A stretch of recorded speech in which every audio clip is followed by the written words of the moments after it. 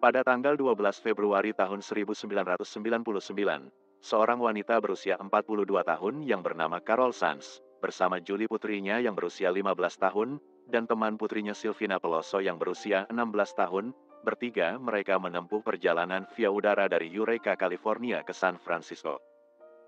Di outlet penyewaan mobil di bandara, mereka menyewa sebuah mobil yang berwarna merah ini. Setelah itu mereka berkendara menuju University of the Pacific yang berlokasi di Stockton, masih di negara bagian California.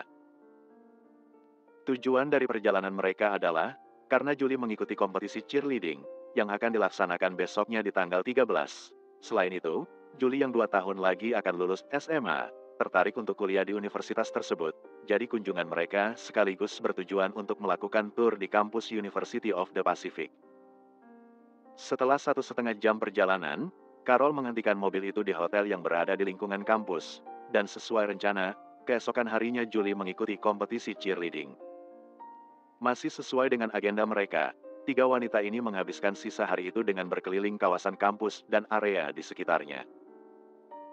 Besoknya di tanggal 14 Februari tahun 1999, trio ini check out dari hotel lalu berkendara selama 3 jam menuju kawasan Taman Nasional Yosemite.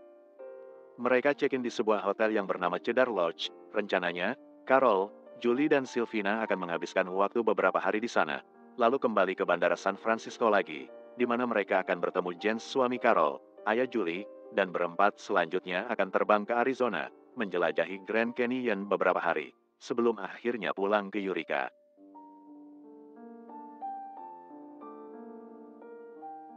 Walaupun terlihat nyaman dan tenang, hotel kabin tempat mereka menginap ternyata nyaris kosong, karena memang saat itu bukan musim liburan dan tak banyak turis yang mengunjungi Taman Nasional Yosemite. Singkat cerita, mereka melakukan check-in lalu masuk ke kamar 509, dan karena kelelahan dalam perjalanan, mereka memutuskan untuk beristirahat saja di kamar. Barulah keesokan harinya di tanggal 15 Februari tahun 1999, para wanita ini bangun pagi-pagi, sarapan, lalu masuk ke kawasan Taman Nasional Yosemite, menikmati pemandangan yang indah dan mengambil beberapa foto. Di sore harinya, Julie dan Silvina bermain ice skating di danau yang membeku. Carol, Julie dan Silvina benar-benar menikmati tiap menit di hari itu. Hingga matahari pun terbenam, mereka bertiga meninggalkan Taman Nasional dan pulang ke Cedar Lodge untuk makan malam. Setelah itu, mereka pergi ke lobi hotel dan menyewa beberapa kaset video film, lalu berjalan menuju ke kamar 509. Begitu sudah berada di kamar, tiga wanita ini bersih-bersih, ganti baju mengenakan piyama, nonton film, dan ketika film itu selesai, mereka mematikan lampu dan bersiap-siap untuk tidur. Namun beberapa menit kemudian setelah lampu kamar dipadamkan, pintu kamar mereka diketuk oleh seseorang dari luar.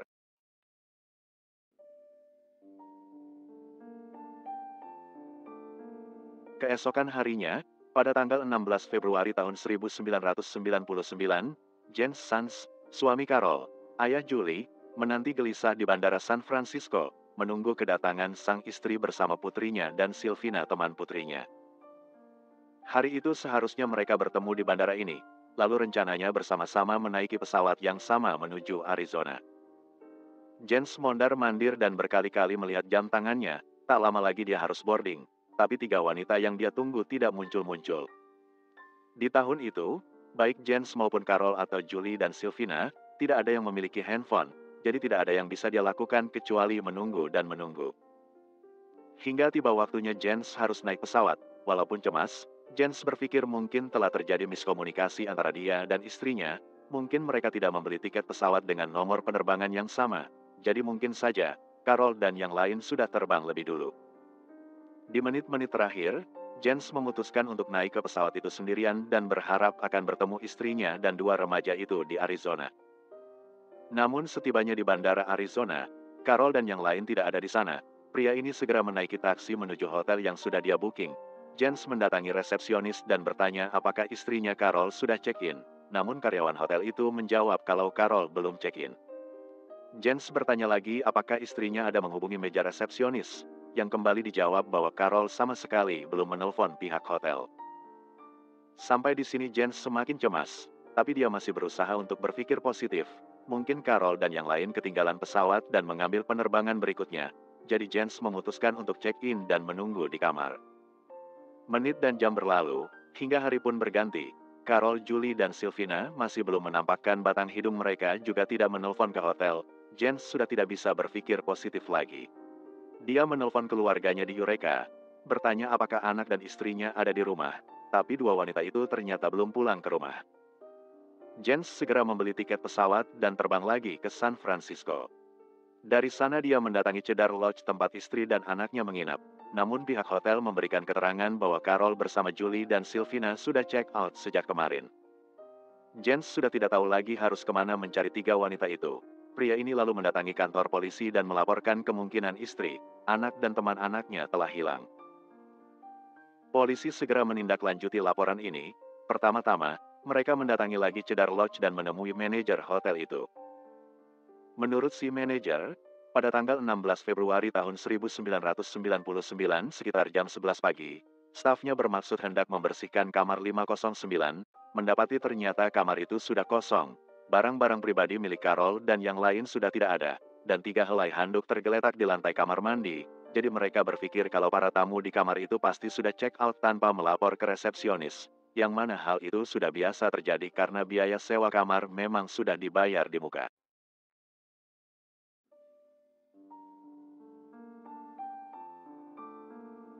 Berdasarkan keterangan dari Jens Sans, yang memberikan info bahwa istrinya menyewa mobil di outlet rental bandara, polisi kemudian mendatangi rental mobil di Bandara San Francisco, di mana si manajer tempat itu mengungkap bahwa mereka juga sedang mencari Carol yang belum mengembalikan mobil, di mana mobil tersebut harusnya sudah dikembalikan kemarin.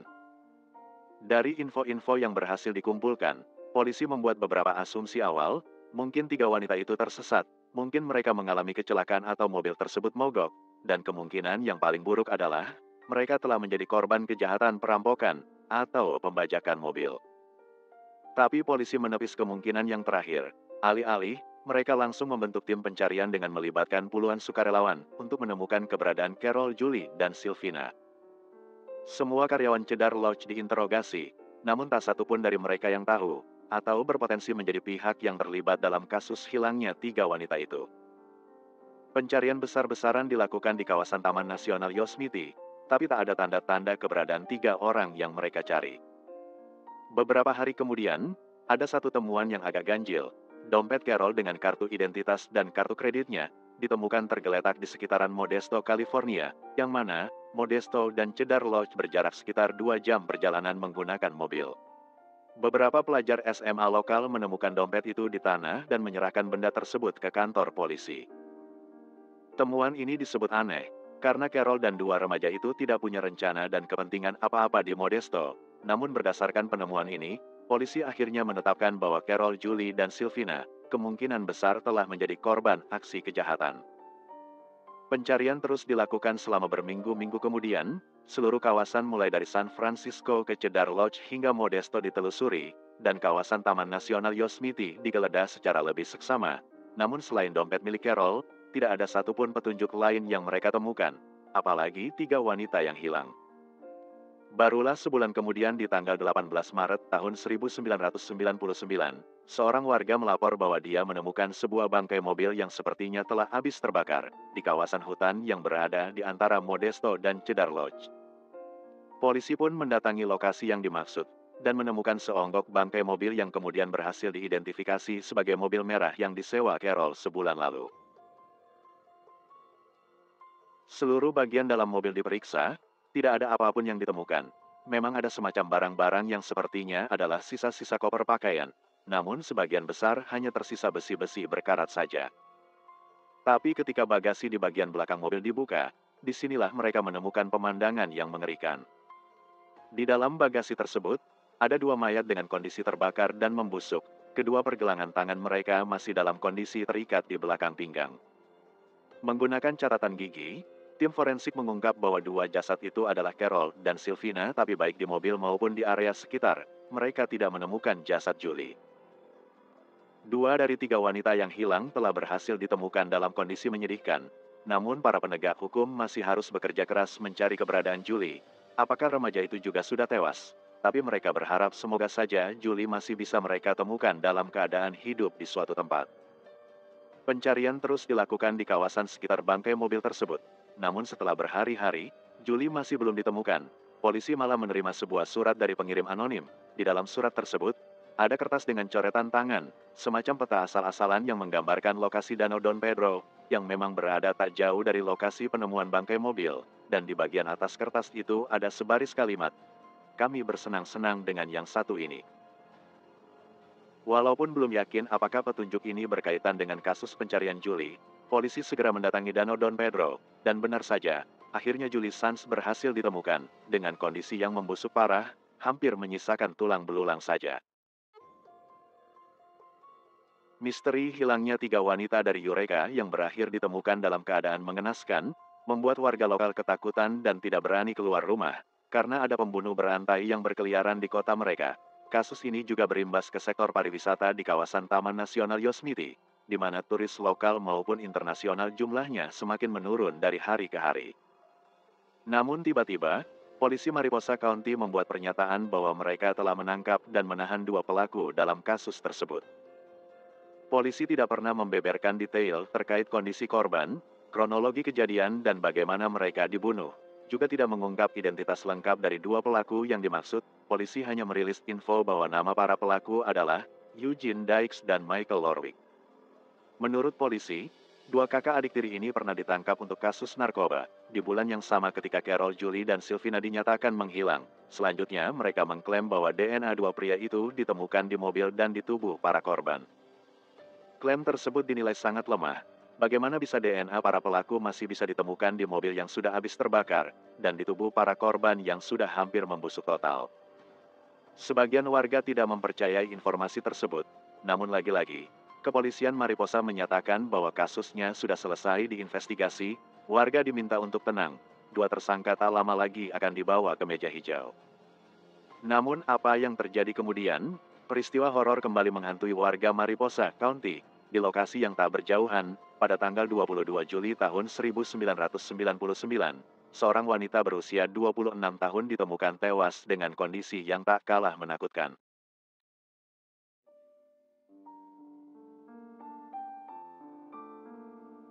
Joy Ruth Armstrong, wanita berusia 26 tahun ini adalah salah satu pekerja di Taman Nasional Yosemite. Gaya hidupnya cukup eksentrik, di mana Joy memutuskan untuk tinggal sendirian di sebuah pondok yang terletak di tengah-tengah Taman Nasional Yosemite. Joy sangat mencintai alam dan merasa bahagia bisa hidup menyatu dengan alam. Pada tanggal 21 Juli tahun 1999, wanita ini tidak muncul di tempat kerja, yang mana salah satu tugasnya adalah menjadi pemandu wisata bagi para turis yang berkunjung ke Taman Nasional Yosemite. Salah satu rekannya mendatangi pondok tempat tinggal Joy, tapi tidak menemukan wanita itu ada di sana, dan yang mencurigakan, mobil pickup Joy masih terparkir di samping pondok, dengan kunci yang tertancap di starter mobil, sedangkan di bagian belakang mobil, sejumlah barang terlihat berserakan. Merasa ada sesuatu yang ganjil, para pekerja Taman Nasional Yosemite dan polisi hutan memutuskan untuk melakukan pencarian. Mereka sengaja tidak menghubungi pihak kepolisian Mariposa untuk menghindari kehebohan, karena mereka belum tahu pasti apa yang terjadi pada Joy Armstrong. Selain itu, mereka tidak percaya atas kinerja polisi, yang masih menutup-nutupi kasus pembunuhan 3 turis lokal yang ditemukan tewas 4 bulan yang lalu. Pencarian atas Joy terus dilakukan hingga malam. Setiap inci kawasan nasional mereka periksa dengan seksama. Namun tentunya, Taman Nasional Yosemite sangatlah luas, dan dengan kondisi yang gelap, tak ada yang bisa mereka temukan. Hingga hari pun berganti. Saat matahari mulai terbit, salah satu anggota tim pencarian ini melihat sebuah benda yang berkilauan memantulkan sinar matahari. Benda tersebut semacam gantungan kunci yang terbuat dari bahan besi atau aluminium. Mereka mendekati sumber pantulan sinar matahari itu, dan menemukan sesosok tubuh wanita tanpa kepala tergeletak di tanah. Dari penampilan fisik jasad tersebut, bisa disimpulkan bahwa itu adalah Joy Armstrong yang mereka cari. Namun tentunya belum bisa dipastikan 100% sampai bagian kepala berhasil ditemukan. Pencarian terus dilanjutkan. Kali ini polisi Mariposa County sudah dilibatkan, dan keesokan harinya, bagian kepala berhasil ditemukan, sekaligus mengkonfirmasi bahwa Joy Ruth Armstrong telah tewas dengan cara yang mengenaskan. Warga bertanya-tanya, siapa pembunuh Joy Armstrong? Apakah pelakunya adalah orang yang sama dengan pelaku pembunuhan 3 wanita turis dari Eureka? Polisi Mariposa County kembali merilis pernyataan bahwa kasus pembunuhan Joy Armstrong tidak terkait dengan kasus pembunuhan 4 bulan yang lalu. Karena untuk kasus Carol Julie dan Sylvina, polisi menyatakan sudah menangkap 2 pelaku, dan tak lama lagi kasusnya akan disidangkan. Dalam kasus kematian Joy Armstrong, 2 agen FBI ditugaskan untuk menangani kasus ini, di mana 2 detektif itu berhasil mendapatkan informasi berharga yang sangat berperan dalam pengungkapan kasus tersebut. Seorang rekan kerja korban, secara tidak sengaja melewati pondok tempat tinggal Joy di malam sebelum wanita itu dinyatakan menghilang. Saksi ini melihat ada sebuah mobil biru International Scout keluaran tahun 79 yang terparkir tak jauh dari kediaman Joy Armstrong. Berdasarkan database kepolisian, di kawasan Taman Nasional Yosemite, ada 2 mobil jenis tersebut yang terdaftar. Satu orang yang memiliki mobil jenis itu diketahui telah pindah ke kota lain setahun yang lalu. Sementara satu mobil lagi terdata dimiliki oleh seorang pria bernama Cary Steiner. Detektif mendatangi kediaman pria 38 tahun itu, tapi rumahnya dalam keadaan kosong, Cary maupun mobilnya tidak ada. Sementara itu di tempat lain, 2 petugas polisi yang sedang patroli secara tak sengaja menemukan mobil biru yang dicari ternyata terparkir di pinggir jalan, berjarak sekitar 20 km dari pintu utama Taman Nasional Yosemite. Saat dihampiri, mobil itu kosong, tapi posisi mobil berada tak jauh dari sebuah sungai di mana warga lokal sering memancing atau berenang di sana. Berpikir kalau mungkin si pemilik mobil sedang berada di sungai, 2 polisi itu berjalan menuruni lereng dan berhasil menemukan orang yang mereka cari, Cary Steiner, yang sedang berbaring telentang di atas batu besar dengan kondisi telanjang bulat sambil menikmati selinting marihuana. Polisi menyapanya dan memperkenalkan diri. Pria bertubuh tinggi tegap itu bangkit berdiri seraya menutupi setengah tubuhnya menggunakan handuk lalu bertanya, "Ada yang bisa saya bantu?" Polisi mengajukan beberapa pertanyaan, di mana Cary mengaku bahwa dia adalah karyawan pemeliharaan bangunan di Cedar Lodge, dan menyatakan bahwa dia tidak sedang berada di kawasan Yosemite saat salah satu karyawan Taman Nasional itu hilang dan ditemukan meninggal. Menariknya, 2 polisi itu tidak bertanya lebih lanjut dan meninggalkan Cary Steiner sambil tak lupa menyita marihuana pria tersebut. 2 agen FBI yang ditugaskan sudah melakukan pemeriksaan terhadap jejak ban yang ditemukan di dekat pondok Joy Armstrong, dan ternyata, jejak ban itu cocok dengan bentuk ban mobil milik Cary Steiner. Pada tanggal 24 Juli tahun 1999, mereka memburu pria itu yang ternyata sedang menghabiskan waktu di sebuah resort khusus komunitas nudis, Laguna del Sol. Cary Steiner selanjutnya dibawa ke kantor polisi atas dugaan sebagai pembunuh Joy Armstrong.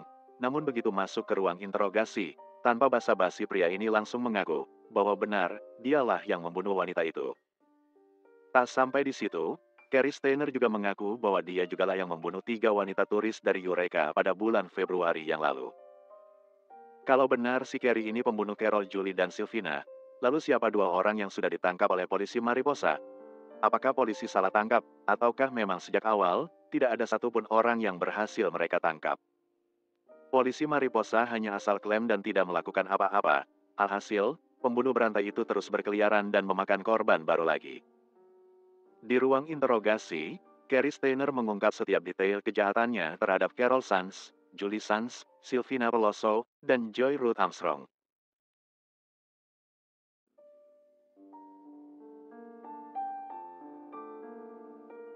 Cary Anthony Steiner, lahir pada tanggal 13 Agustus tahun 1961 di Merced, California. Dia adalah sulung dari 5 bersaudara, dengan 3 adik perempuan dan 1 adik laki-laki.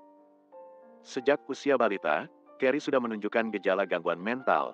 Ketika dia berusia 3 tahun, dokter mendiagnosa Cary menderita trikotilomania. Trikotilomania adalah gangguan mental di mana penderitanya tidak bisa menahan diri untuk mencabut rambutnya sendiri. Cary diberi obat, namun efek kondisi tersebut masih terbawa hingga ke bangku SD, di mana bekas-bekas cabutan rambut tersebut menyerupai totol-totol botak yang membuat Cary menjadi objek bulian siswa lain. Ketika Cary berusia 11 tahun, adik laki-lakinya, Stephen Steiner, yang saat itu berusia 7 tahun, diculik oleh seorang pedofil. Keluarga Steiner menghabiskan waktu bertahun-tahun untuk menemukan Stephen. Hingga 7 tahun kemudian, Stephen yang sudah beranjak remaja berusia 14 tahun, berhasil melarikan diri dan mendatangi kantor polisi. 7 tahun dia diculik, disekap dan dijadikan objek nafsu bejat seorang pria bernama Kenneth Parnell. Meskipun pedofil itu berhasil ditangkap dan divonis mendekam selamanya di penjara, hidup Stephen dan seluruh anggota keluarga Steiner sudah tak sama lagi. Ayah dan ibu Carrie berusaha keras untuk memulihkan mental Stephen, tapi mereka lupa, ada 4 anak lain yang akhirnya merasa diabaikan, khususnya Carrie si sulung. Dia sudah kehilangan masa kecilnya karena adiknya diculik, dan ketika adiknya ditemukan, orang tuanya masih mencurahkan seluruh perhatian mereka kepada Stephen. Stephen pasti mengalami trauma psikis yang berat, tapi dia berhasil bangkit, menikah dan memiliki anak. Mengapa saya membahas perihal Stephen Steiner? Karena memang masih berkaitan dengan tokoh antagonis kita di cerita ini. Sedikit banyak, insiden penculikan Stephen telah berkontribusi dalam penyimpangan kepribadian Carrie. Saat orang tuanya tenggelam dalam upaya pencarian dan pemulihan jiwa Stephen, Carrie juga memiliki masalah mental tersendiri. Sejak usia 7 tahun, kepribadian Carrie sudah menyimpang, di mana dia mengaku memiliki fantasi tentang menculik dan membunuh wanita. Carrie di usia remaja juga sudah memiliki sifat eksibis dan nudis. Saat teman-teman adik perempuannya datang atau menginap di rumah mereka, Carrie dengan sengaja mondar-mandir melewati kamar adiknya dan mempertontonkan tubuh telanjangnya. Meski demikian, di sekolah, Carrie adalah siswa yang pintar dan berprestasi. Pada tahun 1979, dia lulus dari SMA Merced dan meraih penghargaan sebagai siswa paling kreatif. Carrie kemudian mulai bekerja sebagai tukang pasang jendela di sebuah perusahaan kaca. Suatu hari, pernah terjadi insiden di mana Carrie menabrakkan truk ke tempat kerjanya. Di kemudian hari Carrie mengaku bahwa saat itu, sebenarnya dia berniat menabrak dan membunuh semua rekan kerjanya. Setelahnya, dia akan membakar kantor tersebut. Buntut dari kejadian ini, Carrie dipecat, namun dia tidak menerima konsekuensi apapun, karena saat itu Carrie mengaku bahwa dia tiba-tiba kehilangan kesadaran. Pada tanggal 26 September tahun 1990, Carrie menembak adik ayahnya, Jesse Steiner. Carrie yang saat itu berusia 29 tahun sempat ditahan dan ditetapkan sebagai tersangka. Namun dalam interogasi, dia mengaku bahwa pamannya itu telah memperkaosnya sejak dia masih kecil. Saat orang tuanya sibuk mencari Stephen dan Carrie sering dititipkan kepada sang paman. Hasil pemeriksaan kejiwaan juga menetapkan bahwa Carrie tidak sehat secara mental saat melakukan penembakan tersebut. Alhasil, pria ini pun dibebaskan. Setahun kemudian, Carrie Steiner dilarikan ke UGD rumah sakit karena dia mencoba untuk bundir menggunakan gas karbon monoksida. Carrie kemudian menjalani perawatan di rumah sakit jiwa. Pada tahun 1995, Carrie Steiner dinyatakan sudah sembuh dan dikeluarkan dari rumah sakit. Namun masalah yang dibuat Carrie tidak berhenti sampai di situ.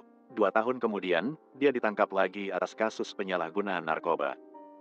Tapi karena histori perawatan mentalnya, Carrie lagi-lagi dibebaskan dan kasus itu pun dibatalkan. Setelah kembali ke masyarakat, Carrie bekerja lagi. Kali ini dia bekerja sebagai tukang perbaikan dan perawatan bangunan di Cedar Lodge. Hidupnya perlahan-lahan membaik, Carrie bahkan mulai menjalin hubungan serius dengan sesama karyawan di hotel itu, seorang janda beranak 2. Tapi tunggu dulu, dari luar dia memang terlihat ramah, simpatik, dan normal. Tapi di dalam dirinya, masih tersimpan obsesi yang sudah dia miliki sejak usia 7 tahun, fantasi ingin menculik dan membunuh wanita. Pada tanggal 14 Februari tahun 1999, hasrat dan fantasi mengerikan itu semakin tak terbendung. Carrie sudah menetapkan pilihan, sang kekasih dan 2 anak wanita itu yang akan menjadi korbannya. Namun ketika Carrie datang ke rumah kekasihnya, ternyata ada seorang pria yang sedang memotong rumput di halaman rumah sang kekasih. Carrie menunggu dan menunggu, tapi sepertinya pekerjaan memotong rumput itu masih lama selesai. Akhirnya dia memutuskan untuk pulang ke Cedar Lodge dengan perasaan kesal. Carrie dan beberapa karyawan lain memang memiliki kamar semacam mes di penginapan tersebut. Ketika tiba di Cedar Lodge, Carrie melihat ada mobil Pontiac merah terparkir, yang tak lain adalah mobil rental Carol Julie dan Sylvina. Carrie melewati area lobi dan memperhatikan ada 3 orang wanita yang sedang proses check-in, 1,5 baya dan 2 remaja. Naas bagi 3 tamu itu, Carrie rupanya masih belum mengurungkan niat untuk menculik dan membunuh wanita. Sejak siang itu, Carrie mulai mengintai calon mangsanya. Malam harinya, Carrie mengendap-endap dan mengintip melalui celah di antara gorden kamar 509, di mana dia menyaksikan bahwa di kamar itu memang ada 3 orang wanita, hanya mereka bertiga saja tanpa kehadiran pria dewasa. Carrie terus mengintip sambil membayangkan kira-kira apa yang akan dilakukan terhadap 3 calon mangsanya itu. Keesokan harinya, Carol Julie dan Sylvina sarapan di kantin penginapan. tanpa sadar kalau ada seorang pria berusia 37 tahun yang sedang mengintai mereka. Setelah sarapan, tiga wanita itu pergi ke Taman Nasional Yosemite. Carrie layaknya seekor singa predator terus mengikuti dan mengamati setiap gerak-gerik Carol, Julie, dan Sylvina, hingga mereka pulang lagi ke Cedar Lodge, makan malam, menyewa video film lalu masuk ke kamar.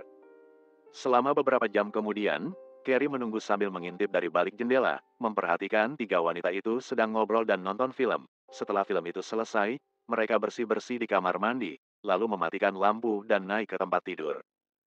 Carrie Steiner naik ke kamarnya yang berada di lantai 2, mengambil beberapa barang, lalu berjalan menuju kamar paling ujung di lantai 1 dan mengetok pintu bernomor 509.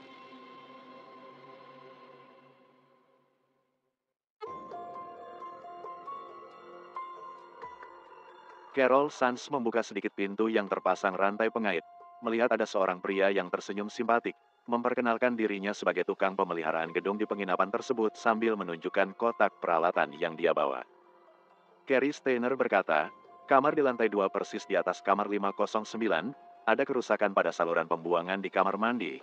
Dia ingin memeriksa kamar mandi 509 untuk memastikan tidak ada air kotor yang menetes. Carol menjawab, barusan dia dari kamar mandi dan tidak melihat kebocoran apa-apa.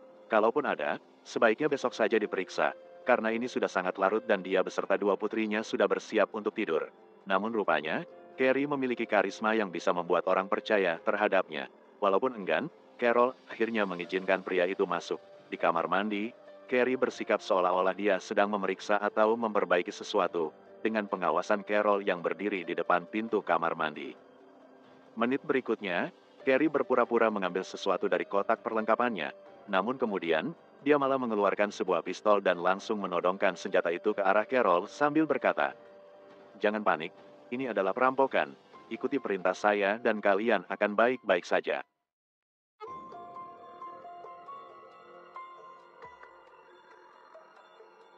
Carrie kemudian memerintahkan Carol membangunkan dua remaja yang ada di kamar tersebut, mengikat tangan dan melakban mulut Julie dan Sylvina. Lalu dua remaja itu dikurung di kamar mandi. Setelah itu Carrie langsung menyeret Carol ke atas ranjang, memperkaos sambil mencekiknya. Hingga saat aksi bejat biadab Carrie selesai, Carol pun sudah tak bernyawa lagi. Carrie lalu membawa tubuh Carol dan dimasukkan ke bagasi mobil rental wanita itu. Masih belum puas, Carrie kembali lagi ke kamar 509, menarik rambut dan menyeret Sylvina ke atas ranjang, melakukan perbuatan yang persis sama seperti yang dia lakukan kepada Carol, yang mana remaja 16 tahun itu pun berakhir tewas dan dimasukkan ke bagasi mobil bersama mayat Carol. Carrie Steiner kembali lagi ke kamar. Kali ini giliran Julie Sands yang harus mengalami pemerkosaan. Namun entah mengapa, Carrie tidak langsung membunuh remaja 15 tahun itu. Mungkin Carrie merasa mubazir kalau langsung dibunuh. Alih-alih, Julie hanya diperkaos. Setelahnya, Carrie mengurung Julie di kamar mandi. Pria ini lalu mengemasi semua barang dan tas koper milik para korbannya dan dimasukkan ke dalam mobil. Carrie kembali lagi ke kamar 509, kali ini dia membereskan barang-barangnya di kamar mandi, meletakkan 3 helai handuk di lantai, membuat kesan bahwa 3 tamu di kamar ini sudah mandi dan check out tanpa konfirmasi di pagi hari. Carrie Steiner lalu menyeret Julie masuk ke dalam mobil dan malam itu mereka berkendara masuk ke hutan tepatnya di sisi Danau Don Pedro. Carrie memperlakukan Julie yang gemetar ketakutan layaknya kekasih. Dia memperkaos Julie sekali lagi di tepi danau itu. Hingga matahari perlahan-lahan memancarkan sinar, Carrie berbaring telanjang di sebelah Julie dengan kondisi yang juga tak mengenakan sehelai pun benang. Beberapa menit kemudian, Carrie memutuskan untuk mengakhiri petualangannya. Dia mencekik Julie, menyayat lehernya, dan meninggalkan tubuh tak bernyawa gadis itu di tepi danau. Carrie Steiner lalu berkendara lagi meninggalkan danau menuju suatu tempat yang berada tak jauh dari jalan raya, masih menggunakan mobil rental berwarna merah, dengan barang-barang pribadi korbannya di jok belakang, dan jasad Carol serta Sylvina di bagasi. Dari sana dia naik taksi menuju rumah, mengambil mobil dan sejerigen bensin, lalu kembali ke hutan di mana mobil dan dua korbannya tadi dia tinggalkan. Mobil Pontiac itu dibakar, lalu Carrie pulang mengendarai mobilnya sendiri dan menjalani hidup seperti biasa. 2 hari kemudian, polisi mendatangi Cedar Lodge dan menginterogasi Carrie serta karyawan lain terkait kasus hilangnya 3 tamu yang sempat menginap di hotel tersebut. Sedikit flashback ke masa remaja Carrie. Saat itu, Kasus penculikan adiknya tersebar luas dan diketahui oleh banyak orang, termasuk para polisi yang menginterogasinya pada tanggal 17 Februari tahun 1999. Para polisi ini melihat wajah Carrie terlihat tegang, tapi mereka menganggap bahwa itu reaksi yang wajar. Sebagai kakak dari korban penculikan selama 7 tahun, kasus hilangnya 3 tamu itu mungkin membangkitkan luka lama dan trauma di dalam diri Carrie Steiner. Alhasil, tak satupun karyawan Cedar Lodge termasuk Carrie Steiner yang dicurigai. Barulah 1 bulan kemudian, pada tanggal 18 Maret tahun 1999, mobil Pontiac merah beserta jasad Carol dan Sylvina ditemukan. Seminggu kemudian, giliran jasad Julie yang berhasil ditemukan. Seperti yang telah disebutkan sebelumnya, menyusul ditemukannya Carol, Julie dan Sylvina, kepolisian Mariposa County merilis informasi bahwa mereka telah menangkap 2 pelaku. Namun hingga berbulan-bulan kemudian, polisi tidak memberikan update apa-apa terkait kasus tersebut, dan kejadian mengerikan pun terulang lagi. Karena dia bekerja di Cedar Lodge yang berjarak tak jauh dari pintu masuk Taman Nasional Yosemite, Carrie Steiner sering melewati dan tentunya sangat familiar dengan situasi sekitar Taman Nasional itu. Dia pun mengamati bahwa ada seorang wanita muda yang tinggal sendirian di dalam hutan. Pada malam hari di tanggal 20 Juli tahun 1999, Carrie beraksi lagi. Joy Ruth Armstrong saat itu sedang memasukkan barang-barang ke bak belakang mobil pikapnya yang akan dia bawa ke tempat kerja besok. Tiba-tiba sebuah mobil mendekati kediamannya. Seorang pria tinggi besar turun dari mobil dan mendekatinya. Wanita ini sadar bahwa bukan sebuah kewajaran. Ada orang asing yang mendatanginya di malam hari seperti ini. Namun Joy tetap menyapa dan bertanya, "Apa yang Anda lakukan di sini? Apa ada yang bisa saya bantu?" Awalnya Carrie mengaku bahwa dia tersesat. Selanjutnya dia mengajak Joy berkenalan, lalu ngobrol ngalor ngidul, bertanya tentang ini dan itu, apakah Joy percaya dengan Bigfoot, dan apakah Joy pernah melihat Bigfoot. Joy masih terus waspada terhadap niat pria asing ini. Rupanya kecurigaan Joy terpancar di wajahnya, sehingga Carrie pun mengeluarkan sepucuk pistol dan memerintahkan Joy untuk masuk ke mobilnya.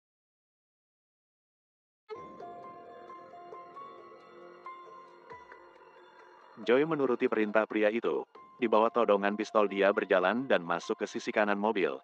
Diikuti Carrie yang juga berjalan ke sisi kiri, pria ini menyalakan mesin mobil. Tapi ketika dia mulai menginjak pedal gas, Joy langsung melompat keluar dari mobil dan berlari menuju pondoknya. Carrie tersentak dan langsung menginjak rem, kemudian berlari mengejar calon mangsanya. Naas bagi Joy Ruth Armstrong, pria itu berlari lebih cepat dan berhasil menangkapnya. Carrie menyergap Joy dari belakang dan menindih tubuh wanita itu, lalu memperkaosnya. Setelah aksi bejatnya selesai, Carrie mengeluarkan sebilah pisau dan mengarahkan besi tajam itu ke arah leher Joy. Sadar akan bahaya yang mengancam nyawanya, Joy merapatkan dagu ke lehernya. Namun bagaimanapun tetap saja Carrie lebih kuat, yang dengan sekuat tenaga mengarahkan pisau itu ke leher Joy hingga kepala dan tubuh wanita itu pun terpisah. Carrie Steiner selanjutnya membuang tubuh Joy ke suatu tempat di tengah hutan, sementara bagian kepala rencananya akan dia bawa pulang sebagai kenang-kenangan. Namun saat berjalan menuju mobilnya, dia berubah pikiran dan melempar kepala Joy ke tepi jurang. Carrie Steiner keluar dari Taman Nasional Yosemite dan melanjutkan hidupnya seakan-akan tak terjadi apa-apa. Sehari setelah kepala Joy ditemukan, dia ditemui polisi saat sedang berjemur bugil di atas batu di pinggir sungai. Keesokan harinya pada tanggal 24 Juli tahun 1999, Carrie Steiner ditangkap saat sedang berpesta bersama komunitas nudis di sebuah resort.